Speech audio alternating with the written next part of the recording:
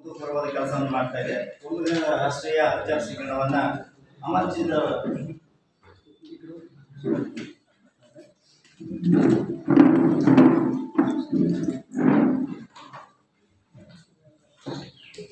ಅಮರಚಿಂತರ ಸಾಹಿತ್ಯದ ಕುರಿತು ಒಂದು ರಾಷ್ಟ್ರೀಯ ವಿಚಾರ ಸಂಕಿರಣವನ್ನು ಹಮ್ಮಿಕೊಳ್ಳಲಾಗಿದೆ. ವೃತ್ತಿ ಒಂದಾದರೂ ಪ್ರವೃತ್ತಿಯಲ್ಲಿ ಸಮಾಜಮುಖಿಯ ಕಾವ್ಯ ಸಂತನ ಧ್ಯಾನಕ್ಕೆ ನಾವೆಲ್ಲರೂ ಅಣಿಯಾಗಿದ್ದೇವೆ.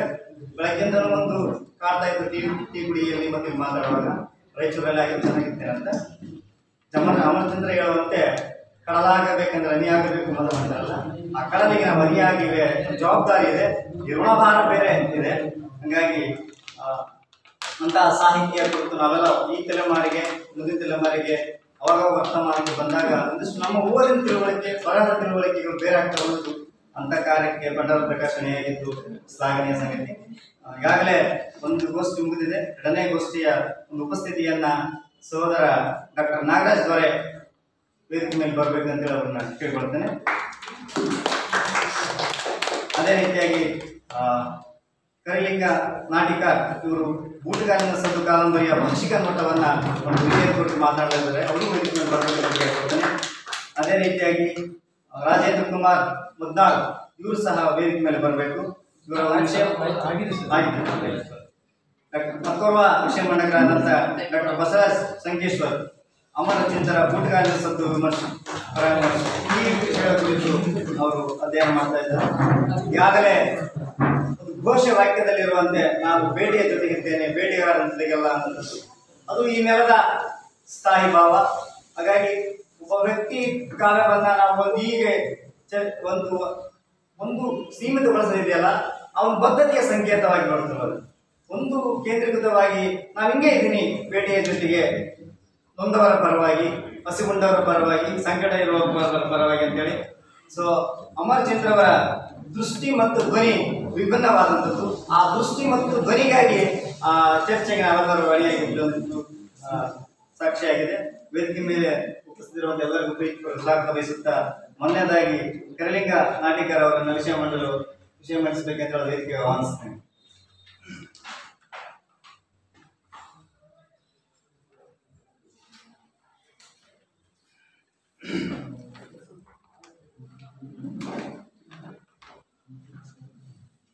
ಎಲ್ಲರಿಗೂ ನಮಸ್ಕಾರ. ನನ್ನ ವಿಷಯ ಬೂಟುಗಾಲಿನ ಸದ್ದು ಕಾದಂಬರಿಯ ಭಾಷಿಕ ನೋಟ. ನಾನು ಮೊದಲನೇದಾಗಿ ಭಾಷೆಯ ಕುರಿತು ಒಂದಿಷ್ಟು ನುಡಿಗಳನ್ನು ಆಯ್ದುಕೊಂಡಿದ್ದೇನೆ. ಭೂಮಿ ಮೇಲೆ ನಾವು ಯಾವುದೇ ಒಂದು ಭಾಷೆ ನಿಂತ ನೀರು ಅಂತೇಳಿ ನಾವು ಈಗಾಗಲೇ ಅರಿತುಕೊಂಡಿದ್ದೇವೆ. ಅದು ಸದಾ ಚಲನಶೀಲವಾಗಿ ಹರಿಯುವಂಥ ಪ್ರಕ್ರಿಯೆಯಾಗಿದೆ. ಭಾಷೆ ಅನ್ನೋದು ದೈವದತ್ತವಲ್ಲ, ಅದು ಮನುಷ್ಯನ ಸ್ವಪರಿಶ್ರಮದಿಂದ ಬರುವಂಥದ್ದು ಅನ್ನೋದು ನಾವು ಈಗಾಗಲೇ ಕಂಡುಕೊಂಡಿದ್ದೇವೆ. ಮನುಷ್ಯರಿಗೆ ಉಸಿರಾಟದ ಕ್ರಿಯೆ ಎಷ್ಟು ಮುಖ್ಯವೋ ಭಾಷೆ ಕೂಡ ಅಷ್ಟೇ ಮುಖ್ಯವಾಗಿದೆ ಎಂಬುದು ಕೂಡ ನಮಗೆ ಈಗಾಗಲೇ ತಿಳಿದಂಥ ವಿಷಯ. ಹೀಗೆ ಭಾಷೆಯ ಕುರಿತು ಒಂದಿಷ್ಟು ಮಾತುಗಳನ್ನು ನಾನು ಇಲ್ಲಿ ಮಾಡಿ ಅನಂತರ ಸಮಯದ ಇರುವುದರಿಂದ ನಾನು ಡೈರೆಕ್ಟಾಗಿ ಬೂಟುಗಾಲಿನ ಸದ್ದು ಕಾದಂಬರಿಯಲ್ಲಿ ಇರುವಂಥ ಭಾಷಿಕ ನೋಟದ ಬಗ್ಗೆ ಮಾತಾಡ್ತೀನಿ. ಈ ಬೂಟುಗಾಲಿನ ಸದ್ದು ಕಾದಂಬರಿ ಒಟ್ಟು 13 ಅಧ್ಯಾಯಗಳನ್ನು ಒಳಗೊಂಡಿದೆ. ಅವುಗಳ ಅಧ್ಯಾಯವನ್ನು ನಾನು ಹೇಳದೆ, ಲೇಖಕರು ಹೇಳುವಂತೆ ಇಲ್ಲಿ ಇದೊಂದು ರಾಜಕೀಯ ಕಾದಂಬರಿಯಾಗಿದೆ ಅಂತ ಅವರೇ ಹೇಳಿದ್ದಾರೆ.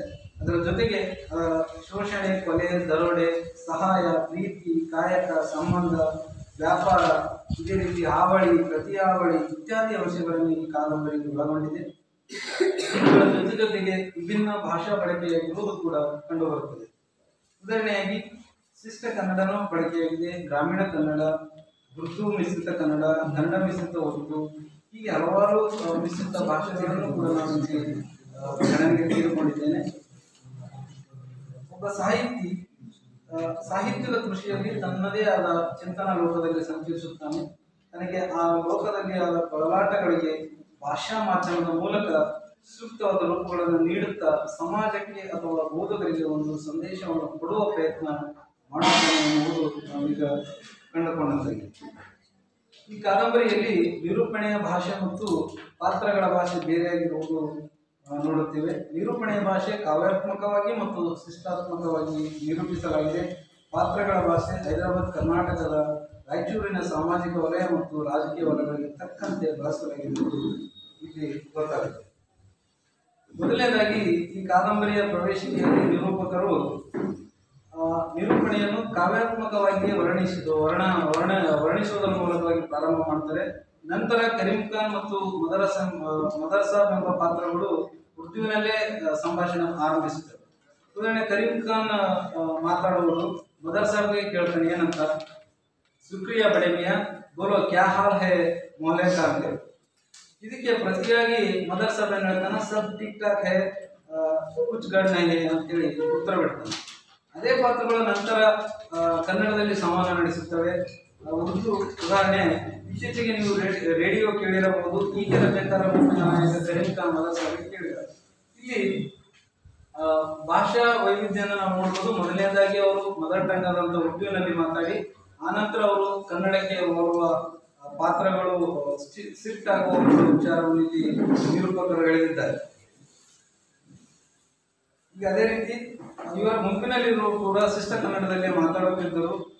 ಈ ಪಾತ್ರಗಳ ಸಂಭಾಷಣೆ ಒಂದು ರಾಜಕೀಯ ವಲಯದಲ್ಲಿ ನಡೆಯುತ್ತದೆ. ಈಗ ಮುಸ್ಲಿಂ ಸಮುದಾಯಕ್ಕೆ ಸೇರಿದ ಪಾತ್ರಗಳು ಮೊದಲು ಉರ್ದು, ನಂತರ ಕನ್ನಡ ಭಾಷೆಯಲ್ಲೇ ಬಳಕೆ ಮಾಡಿರುವುದನ್ನು ನಾವು ಈ ಕಾದಂಬರಿಯಲ್ಲಿ ನೋಡ್ತೀವಿ. ಕಾದಂಬರಿಯ ಪ್ರಮುಖ ಪಾತ್ರಧಾರಿಯಾದಂಥ ಅಗಸರ ರಂಗಪ್ಪ, ಇವನ ಮೂಲ ಭಾಷೆ ತೆಲುಗು ಆಗಿರುತ್ತೆ. ಇವನಿಗೆ ಫಕೀರಪ್ಪ ಬಡ್ಡಿ ಮತ್ತು ಹಸುರು ಕೊಡಲು ಬಂದಾಗ ದಂಡಮಣ್ಣ ದಂಡ ಅಂತ ಹೇಳ್ತಾನೆ.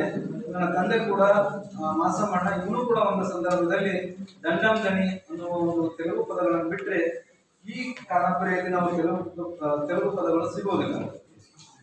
ಆದರೆ ಇವನು ಮತ್ತು ಇವನ ಕುಟುಂಬದ ಸದಸ್ಯರು ಕನ್ನಡ ಮಾತನಾಡುವಾಗ ಉರ್ದು ನಾಮಪದಗಳು ಹೆಚ್ಚಾಗಿ ಬಳಕೆ ಮಾಡಿದ್ದು ನಮಗೆ ಇಲ್ಲಿ ಕಂಡು ಬರುತ್ತದೆ.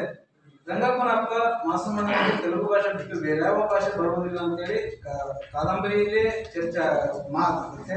ಆದರೆ ಲೇಖಕರು ಇವನನ್ನು ಈ ಪಾತ್ರ ಮಾಸಮಣ್ಣನ ಪಾತ್ರ ಮಾತಾಡುವಾಗ ಅಲ್ಲಿ ಕನ್ನಡದಲ್ಲಿ ಅವರನ್ನು ಮಾತನಾಡಿಸಿರುವುದು ಕಂಡುಬರುತ್ತದೆ.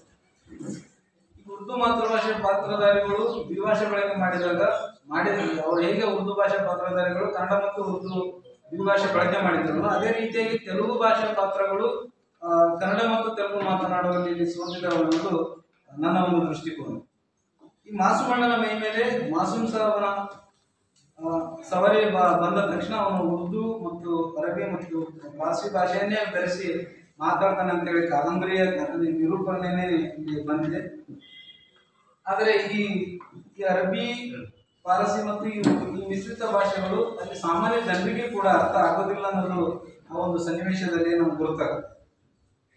ಈ ಮುಸ್ಲಿಂ ಸಮುದಾಯ ಇನ್ನೊಂದು ಇದಕ್ಕೆ ಬಂದ್ರೆ, ಮುಸ್ಲಿಂ ಸಮುದಾಯದ ವ್ಯಕ್ತಿಗಳು ಕೋಪಗೊಂಡಾಗ ಮತ್ತು ತಕ್ಷಣಕ್ಕೆ ಅವರು ಪ್ರತಿಕ್ರಿಯಿಸುವಾಗ ಹೆಚ್ಚಾಗಿ ಅವರು ಉರ್ದು ಭಾಷೆಯನ್ನು ಬಳಕೆ ಮಾಡುವುದನ್ನು ನಾವು ಇಲ್ಲಿ ಕಾದಂಬರಿಯಲ್ಲಿ ಕಾಣ್ತೀವಿ. ಉದಾಹರಣೆಗೆ ಕರೀಂ ಖಾನ್ ಮೇಲೆ ನಾಯಿ ಆಕ್ರಮಣ ಮಾಡಿದಾಗ ಸಿಟ್ಟಿನಿಂದ ಸಹಚರಿಗೆ ಅವನು ಏನ್ ಹೇಳ್ತಾನೆ ಅಂದ್ರೆ, ಮಾರೋ ಇಸ್ ಪಾಗಲ್ ಕುತ್ತೆಗೂ ನಹಿ ತೋ ಹೇ ಅವ್ನು ನಹಿ ಚೋಡೇಗ ಅಂತ ಹೇಳ್ತಾನೆ. ಇಂಥ ಹಲವು ವ್ಯಾಖ್ಯಾನಗಳು ಮುಸ್ಲಿಂ ಪಾತ್ರಗಳು ಈ ಭಾಷೆ ಅಂದ್ರೆ ಈ ಸಿಟ್ಟಿನಿಂದ ಬರುವಂತ ಭಾಷೆಗಳು ಹೆಚ್ಚಾಗಿ ಬಳಕೆ ಆಗಿದೆ. ಈಗ ಉದಾಹರಣೆ ಇನ್ನೂ ನೋಡ್ಬೇಕಾದ್ರೆ ಹರಂಪುರ್ ಖಾನ್ ಸಾಬ್, ಹಾವೋ ಬೇಟೆ, ಪಕೋಡೋ ಸಾಲೆ ಕೋ ಜಿಂದಾ ಮತ್ ಚೂಡು, ಖತಮ್ ಕರೋ, ಮಾರೋ ಸಾಲೆ, ಬಾಂಚು, ನಮಾಕ್ ಹರಾಮ್ ಅಂತ ಮುಂತಾದ ಹಲವು ಪದಗಳನ್ನು ನಾವು ಈ ಕಾದಂಬರಿಯಲ್ಲಿ ನೋಡ್ತೀವಿ. ಅದೇ ರೀತಿ ಕನ್ನಡ ಮತ್ತು ಉರ್ದುವಿನಲ್ಲಿ ಸಾಮಾಜಿಕ ಬೈಗುಳಗಳ ಸಾಕಷ್ಟು ಬಳಕೆ ಆಗಿರೋದನ್ನು ನೋಡ್ತೀನಿ. ಉದಾಹರಣೆಗೆ ನಾವಿಲ್ಲಿ ಲೋಡಿ ಮಗ, ಮಿಟಕಲಾಡಿ, ಬಾಂಚು, ಸುಳ್ಯ ಮಗ, ಬೋಸುಡಿ, ಹರಾಮ್ಪುರ್ ಮುಂತಾದ ಬೈಗುಳ ಪದಗಳನ್ನು ಇಲ್ಲಿ ನಾವು ಕಾದಂಬರಿಯಲ್ಲಿ ಕಂಡಿರುವುದನ್ನು ನೋಡ್ತೀವಿ. ಇಂಥ ಬೈಗುಳ ಪದಗಳಿಂದ ಮಾತೃಭಾಷೆ ಹೇಗೆ ಗುರುತಿಸುವುದು ಎನ್ನುವುದಕ್ಕೆ ನಾವು ತೆನಾಲಿ ರಾಮನ ಒಂದು ಕಥೆ ಕೂಡ ನೆನಪಾಗುತ್ತೆ. ಒಬ್ಬ ವಿದ್ವಾಂಸನು 5-6 ಭಾಷೆಗಳನ್ನು ನಿರಕ್ಷರವಾಗಿ ಮಾತನಾಡುತ್ತಿರ್ತಾನೆ.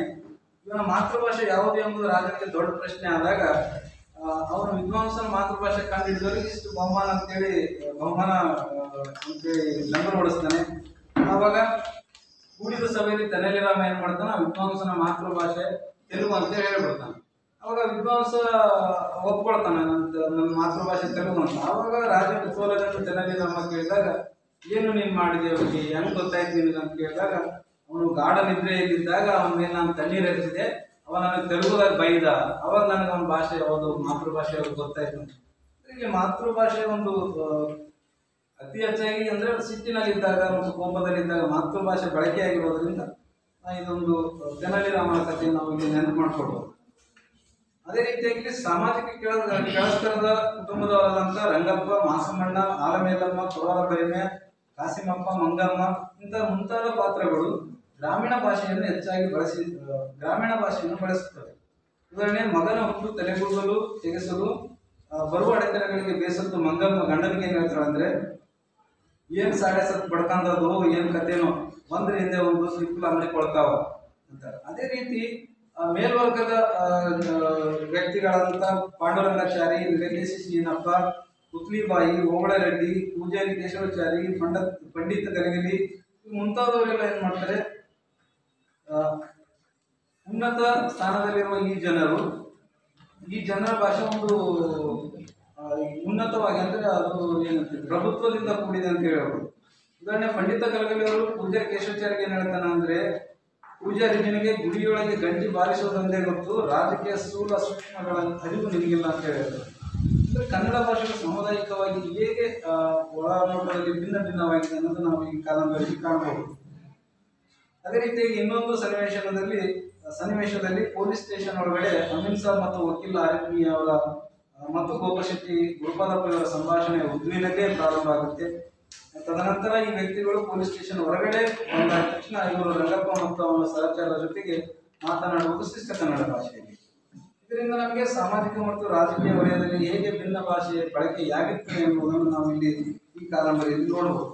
ಅದಕ್ಕೆ ಒಂದು ಉದಾಹರಣೆಯಾಗಿ ನಾವಿಲ್ಲಿ ಅಮಿತ್ ಸಾಬ್ ಯಾವುದೇ ಕೇಸಿನ ವಿಷಯದ ಕುರಿತು ಇಬ್ಬರ ಜೊತೆ ಮಾತನಾಡುತ್ತಿದ್ದು ಹೀಗೆ ಅವರು ಏನು ಮಾತಾಡ್ತಿದ್ರೆ, हम पहले कैसे सोचते वो प्लान के मुताबिक वैसे करो ಅಂತೇಳಿ ಅಮಿತ್ ಸಾಬ್ ಅವರು ಸ್ಟೇಷನ್ ಒಳಗಡೆ ಮಾತಾಡ್ತಾರೆ. ಅದೇ ಅಮಿತ್ ಸಾಬ್ ಅವರು ಹೊರಗಡೆ ಬಂದಾಗ ದರ್ಪವಾಗಿ ಮಾತಾಡ್ತಾರೆ. ಅವರು ಯಾರೋ ರಂಗಪ್ಪ ಮತ್ತು ಅವನ ಸಹಚರರ ಜೊತೆ, ಏನ್ಲಿ ಕಳಬದ ಮಾಲೀಕರು ಯಾರಾದ್ರೆ ನಿಮ್ಮ ಕತ್ತೆಗಳನ್ನು ತೋರಿಸಿ ಅವುಗಳನ್ನು ಮನೆಗೆ ಹಿಡ್ಕೊಂಡು ಹೋಗ್ರಿ ಅಂತೇಳಿ ಅಧಿಕಾರದಲ್ಲಿರುವ ವ್ಯಕ್ತಿ ಸಾಮಾಜಿಕವಾಗಿ ಮತ್ತು ಕೆಳಸ್ತರದಲ್ಲಿರುವವರಿಗೆ ಬಳಸುವಂತಹ ಭಾಷೆಗಳು ಯಾವ ಅನ್ನೋದನ್ನು ನಾವು ಇಲ್ಲಿ ಕಂಡುಕೊಳ್ಬಹುದು. ಒಟ್ಟಿನಲ್ಲಿ ರಜಾಕರ ಹೊಡಿತದಿಂದ ಇನ್ನೊಂದು ಸನ್ನಿವೇಶದಲ್ಲಿ ರಜಾಕರ ಹೊಡಿತದಿಂದ ಮೂರ್ಛೆ ಬಿದ್ದಿದ್ದಂತ ಗೋಪಾಲ್ ಸಿಂಗ್ ಅವರ ಎಚ್ಚರಗೊಂಡ ತಕ್ಷಣ ಅವನು ಉರ್ದುವಿನಲ್ಲಿ ಮುಜೆ ಮಾತ್ ಮಾರೋ ಅಂತೇಳಿ ಜೀವಿತಾನ. ಈ ವ್ಯಕ್ತಿ ದಿನನಿತ್ಯದ ಭಾಷೆ ಕನ್ನಡ ಆದರೂ ಕೂಡ, ದಿನನಿತ್ಯದ ಅವರ ಮಾತೃಭಾಷೆ ಕನ್ನಡವಾಗಿದ್ದರೂ ಕೂಡ ಅವನಿಗೆ ವ್ಯವಹಾರಿಕವಾಗಿ ಉರ್ದು ಭಾಷೆ ಗೊತ್ತಿತ್ತು ಅನ್ನುವುದನ್ನು ನಾವು ಇಲ್ಲಿ ಕಂಡುಕೊಳ್ಬಹುದು. ಇಲ್ಲ ಅವನ ಪ್ರಜ್ಞೆಯಲ್ಲಿ ಆ ಘಟನೆ ಅಷ್ಟೇ ಅಚ್ಚಾಗಿರಬಹುದು. ಆ ಎಚ್ಚರ ಪ್ರಜ್ಞೆ ಬಂದ ತಕ್ಷಣ ಆ ಉರ್ದುವಿನ ಗೊತ್ತಿರುವ ಭಾಷೆ ಆಗಿದ್ದರಿಂದನೇ ಆ ಪದ ಬಳಕೆ ಮಾಡಿರ್ಬೋದು ಅಂತೇಳಿ ನಾವು ಇಲ್ಲಿ ಹೇಳ್ಬೋದು. ತನ್ನ ದಿನನಿತ್ಯದ ಹಳೆ ಭಾಷೆಯನ್ನು ಮಾತನಾಡಲು ಕಾಣಿಸ್ತದೆ. ಆದರೆ ರಂಗಪ್ಪ ಮತ್ತು ಅವರ ಕುಟುಂಬದ ಹಿರಿಯ ಸದಸ್ಯರು ಕೂಡ ಕನ್ನಡ ಮಾತುಗಳಲ್ಲಿ ಉರ್ದು ನಾಮಪದಗಳು ಹೆಚ್ಚಾಗಿ ಬಳಸುವುದನ್ನು ಕಾಣುತ್ತದೆ. ಇಲ್ಲಿ ಒಂದು, आज के इस इंसान को है क्या हो गया, इसका पुराना प्यारो कहाँ पर हो गया, कैसा है मानुस गड़ी है बाइयों में जंग चढ़ी है ಅಂತೇಳಿ ಹೀಗೆ ಕಾದಂಬರಿಯಲ್ಲಿ ಸಮಾಜದ ಪರಿಸ್ಥಿತಿಯ ಕುರಿತು ಇದನ್ನೊಬ್ಬ ದಪ್ಪು ಹಿಡಿಯುತ್ತಾ ಹಿಂದಿ ಹಾಡನ್ನು ಆಡೋದು ಕೂಡ ನಾವಿಲ್ಲಿ ನೋಡ್ತೀವಿ. ಇಂಥ ಹಲವು ಮಾತುಗಳು ಈ ಕಾದಂಬರಿಯಲ್ಲಿ ನಮಗ ಭಜನೆ, ತತ್ವಪದ ಮುಂತಾದ ಜನಪದ ಹಾಡುಗಳನ್ನು ಇಲ್ಲಿ ನೆನಪು ಮಾಡ್ತಾರೆ. ಈ ನಮ್ಮ ಈ ರಾಯಚೂರು ಸಾಮಾಜಿಕ ಪರಿಸರದ ಗಾದೆಗಳನ್ನು ಕೂಡ ಈ ಕಾದಂಬರಿಯಲ್ಲಿ ನಾವು ನೋಡ್ಬೋದು. ಬಜಿತಿ ಪಾವಸಿಯರ್ ಅಲ್ಲಂಡಿ ಅರಸ ಆಗೋದು ಬೇಡ, ಹೆಣ್ಣು ಮನೆಗೆ ಹುಣ್ಣು ಇದ್ದಂಗೆ ಮುಂತಾದ ಇಂಥ ಸಾಮಾಜಿಕ ಗಾದೆಗಳನ್ನು ಸಂದರ್ಭಕ್ಕೆ ತಕ್ಕಂಗೆ ಲೇಖಕರು ಇಲ್ಲಿ ಬಿಡಿಸಿಕೊಂಡಿದ್ದಾರೆ ಅಂತೇಳಿ ನಾವು ಹೇಳ್ಬೋದು. ಅದೇ ರೀತಿಯಾಗಿ ಟಿಕ್ ಟಿಕ್, ಪುಟು, ಪುಸು ಪುಸು, ಕರಂ ಕರಂ, ಪೆಕ ಪೆಕ, ಪಿಡಿ ಪಿಡಿ ಅಂತ ಮುಂತಾದ ಅನುಕರಣ ಪದಗಳನ್ನು ಕೂಡ ಇಲ್ಲಿ ಲೇಖಕರು ಬಳಸಿಕೊಂಡಿದ್ದಾರೆ. ಇದರ ಜೊತೆಗೆ ಮನುಷ್ಯರ ಜೊತೆಗೆ ಪ್ರಾಣಿ ಭಾಷೆಯನ್ನು ಕೂಡ, ಪ್ರಾಣಿ ಪಕ್ಷಿಗಳ ಭಾಷೆಯನ್ನು ಕೂಡ ಲೇಖಕರು ಇಲ್ಲಿ ಬಳಸಿಕೊಂಡಿದ್ದಾರೆ ಅಂತ ಹೇಳ್ಬೋದು. ಅಂದ್ರೆ ಉದಾಹರಣೆ, ಚುಮ್ ಚುಮ್ ಎಂದು ಗುಬ್ಬಿಯ ಗುಂಡು ಮುಬಾರಕನ ಸಾವಿಗೆ ಸಂತಾಪ ಸೂಚಿಸುತ್ತಿದ್ದು. ಅಂದ್ರೆ ಗುಬ್ಬಿ ಸಂತಾಪ ಸೂಚಿಸುವಾಗ ಯಾವ ಧ್ವನಿ ಇತ್ತು ಮತ್ತು ಕಿಚ್ ಕಿಚ್ ಮಾಡುತ್ತಾ ಗುಬ್ಬಿಗಳ ಗಂಡು ಹದ್ದನ್ನು ಕುಕ್ಕುತ್ತಿದ್ದವು. ಅಂದ್ರೆ ಹದ್ದು ಕುಕ್ಕುವಾಗ ಅವುಗಳ ಶಬ್ದ ಹೇಗಿತ್ತು ಅನ್ನೋದನ್ನು ಕೂಡ ಲೇಖಕರು ಇಲ್ಲಿ ಅಷ್ಟು ಸೂಕ್ಷ್ಮವಾಗಿ ಗಮನಿಸಿದ್ದಾರೆ ಅನ್ನೋದಿಲ್ಲಿ ನಾನು ಕಂಡುಕೊಂಡಿದ್ದೀನಿ. ಇಷ್ಟು ಹೇಳಿ ಈ ಕಾದಂಬರಿಯಲ್ಲಿ ಕಾದಂಬರಿಯ ಪಾತ್ರಗಳನ್ನು ನಾನು ಸಾಮಾಜಿಕ ಮತ್ತು ಹಿನ್ನೆಲೆಗೆ ಅನುಸಾರವಾಗಿ ಭಾಷೆಯನ್ನು ಬಳಸಿಕೊಂಡಿದ್ದಾರೆ. ಉರ್ದುವಿನ ಸಂಭಾಷಣೆ ಓದುಗರಿಗೆ ಕಿರಿಕಿರಿ ಉಂಟು ಮಾಡುವಷ್ಟರಲ್ಲಿ ಈ ಭಾಗದ ಈ ಹೈದರಾಬಾದ್ ಕರ್ನಾಟಕ ಭಾಗ ಬಿಟ್ಟು ಬೇರೆ ಭಾಗದವರು ಓದುವಾಗ ಇದು ಒಂದು ಕಿರಿಕಿರಿ ಉಂಟು ಮಾಡುವಷ್ಟರಲ್ಲಿ ಆ ಪಾತ್ರಗಳು ಕನ್ನಡ ಭಾಷೆಯನ್ನು ಮಾತನಾಡುತ್ತವೆ ಅಂತೇಳಿ ನನ್ನ ಓದಿಗೆಯಲ್ಲಿ ಅನಿಸಿದೆ. ಇದರಿಂದ ಓದುಗರನ್ನು ಭಾಷಾ ಶಕ್ತಿಯಿಂದ ಆರಂಭದಿಂದ ಅಂತ್ಯದವರೆಗೂ ಕೂಡ ಓದಿಸಿಕೊಂಡು ಹೋಗುತ್ತದೆ ಎನ್ನುವುದು ನನ್ನ ಒಂದು ಅನಿಸಿಕೆ. ಕನ್ನಡ ಮಾತೃಭಾಷೆಯ ಪಾತ್ರಗಳಲ್ಲಿ ಉರ್ದುವಿನ ಪ್ರಭಾವ ಕಂಡು ಬಂದರೆ ಉರ್ದು ಮಾತೃಭಾಷೆಯ ಪಾತ್ರಗಳಲ್ಲಿ ಕನ್ನಡದ ಪ್ರಭಾವ ಇರುವುದು ನಮಗೆ ಇಲ್ಲಿ ಕಂಡು ಬರುತ್ತದೆ. ಗ್ರಾಮೀಣ ಭಾಷೆ ಮಾತನಾಡುವ ಪಾತ್ರಗಳು ಗ್ರಾಮೀಣ ಭಾಷೆಯ ಜೊತೆಗೆ ಶಿಷ್ಟ ಭಾಷೆ ಬಳಸಿದ್ದೂ ಇದೆ. ಇಂಥ ಸಣ್ಣ ಪುಟ್ಟಗಳನ್ನು ಬಿಟ್ಟರೆ ಈ ಕಾದಂಬರಿ ಸಾಮಾಜಿಕ ಮಾನಸಿಕವಾಗಿ ಸಂಪೂರ್ಣ ಪಕ್ವವಾಗಿದೆ ಅನ್ನೋದು ನನ್ನ ಒಂದು ಅನಿಸಿಕೆ. ಎಲ್ಲ ಕೇಳಿದಂಥ ಧನ್ಯವಾದಗಳು.